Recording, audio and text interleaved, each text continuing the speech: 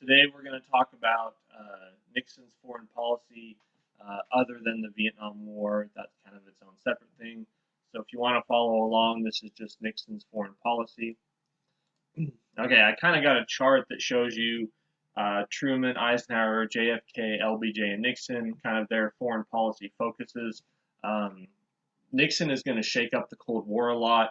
His main advisor is Henry Kissinger. Henry Kissinger was a professor, and they basically are two kind of intellectual giants who kind of rethink the Cold War. Um, Domestic policy wise, we'll talk about both domestic and foreign policy. Nixon ran on something called New Federalism. He vows to reverse the flow of power and resources from the states and communities to Washington. So he wants to give the people back more power instead of everything being centralized in Washington. He distributes some funds to the states as block grants. He cuts back on some of LBJ's Great Society, but he also grows the federal government in other ways. Um, he proposed something called the Family Assistant Plan. Basically, he wanted to provide a guaranteed income for families. Remember, Nixon grows up poor too, so he knows what poverty is like. Nixon expands Medicare, Medicaid, and Social Security. He creates a lot of new regulatory agencies, the EPA, the OSHA, the Consumer Product Safety Commission. He establishes all of these. Um, but as far as foreign policy, it's completely different than previous presidents. Something he follows is called realpolitik. Basically, political goals should be defined by concrete national interests, not abstract ideologies. So here's kind of what that is. Basically, previous American foreign policy had thought, don't deal with communist nations like China. Keep China out of the United Nations. Sorry, not the League of Nations. Um, Earlier, the communist Russia had been kept out of the League of Nations, so also keep communist China out of the United Nations. Don't recognize or give legitimacy to communist governments. So Nixon changes the assumptions about the Cold War. Basically, before Nixon comes along, most American policymakers believe that communism is a monolithic movement directed by Moscow. So the Cubans, the communists in Africa, the communists in Vietnam and China, they're all listening to Moscow for direction. After Nixon, basically American policy thinkers start to realize communism is not a worldwide movement directed by Moscow. The Chinese communists, the Vietnamese communists, they have different interests than the Russian communists. So maybe we can work with these other countries to balance against our main enemy, which is the Soviet Union. He wants foreign policy to be flexible and avoid ideological absolutes. Um, so that's kind of what Nixon does. Uh, During Nixon's presidency, you have something called detente. Basically, it means calm or relaxing. So during detente, you have a relaxing of Cold War tensions. This comes about because of Nixon's policies. Um, Nixon wants to drive a wedge between China and the Soviet Union. He thinks if he can cozy up to China, he can make Russia more willing to negotiate with him. And the Chinese and the Russians are actually having a lot of problems. They actually, some of their borders that they share, there's actually some shooting across the border. So there's some problems. Nixon also thinks if he cozies up to China, he can get China to help put pressure on North Vietnam to end the Vietnam War. So this all culminates in the Nixon visit to China, which you either have or you are going to watch a video on. So he surprises everyone by going to China. Nixon opens up China.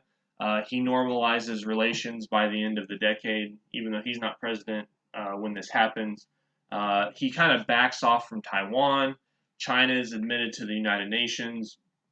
And America basically officially recognizes communist China, not nationalist China that's on Taiwan. And this works with the Soviets. The Soviets get nervous. They think if America and China are cozying up to each other, these are the two greatest powers in the world besides us, the Soviets. Um, we got to work with the United States now. So Leonid Brezhnev, he's the new leader in the Soviet Union. He wants to meet with Nixon. Nixon is invited to Moscow, and they sign something called the SALT Treaty. the Strategic Arms Limitation Treaty. Basically, it freezes the deployment of ICBMs and it limits ABMs, which are anti-ballistic missiles. It kind of slows down the arms race.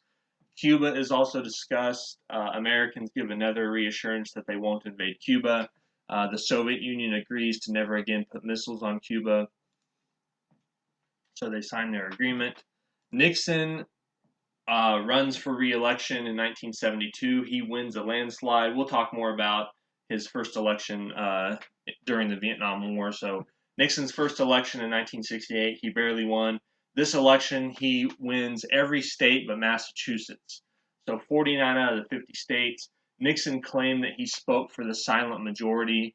The silent majority are they care about a strong United States, about patriotism, about moral and spiritual values. That's kind of how Nixon describes them. There's one scene during the 1970s where some Vietnam protesters are kind of attacking America, talking bad about America, and some construction workers, some union workers who used to be big Democrats, they show up and they beat up the protesters.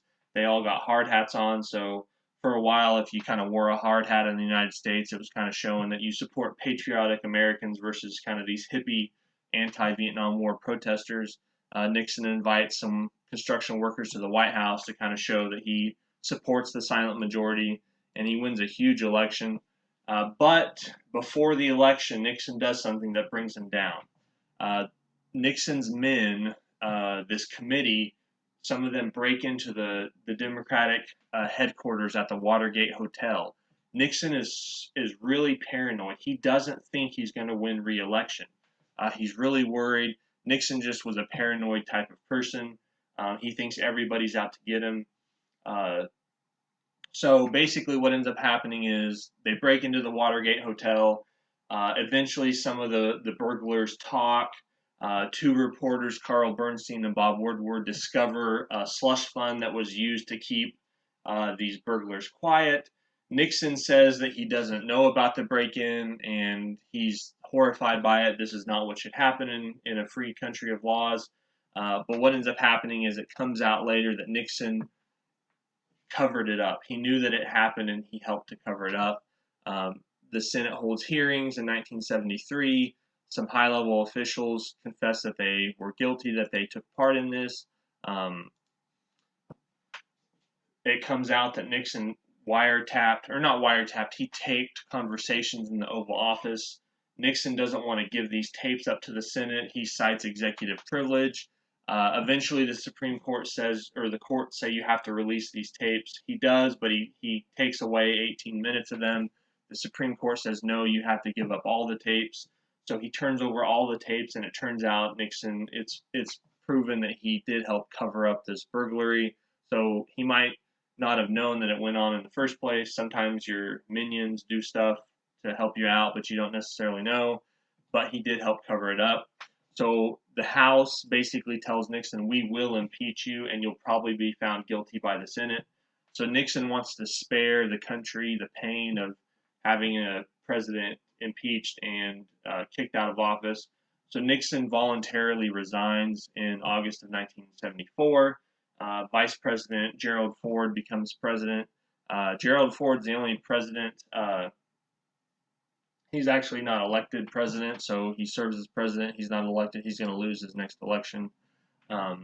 Congress, because of the whole Vietnam fiasco and because of the abuse of executive power, starts to rein in things like the president's war powers. They passed the War Powers Act of 1973. Basically, it limits the president's ability to deploy U.S. forces. They passed the Freedom of Information Act in 1974. They passed the Federal Intelligence Surveillance Act in 1978. So Congress is kind of trying to take back a lot of the things that were seen as abuses. Gerald Ford becomes president next. He is in office when Saigon falls, so the Vietnam War comes to an end when Ford is president. He wanted to intervene and save South Vietnam, but Congress wouldn't let him. He pardons Nixon. He continues a lot of Nixon's foreign policy. He supports détente. He supports arms reduction. He negotiates SALT II, but it doesn't get signed by him. Something called the Helsinki Accords gets signed in 1975.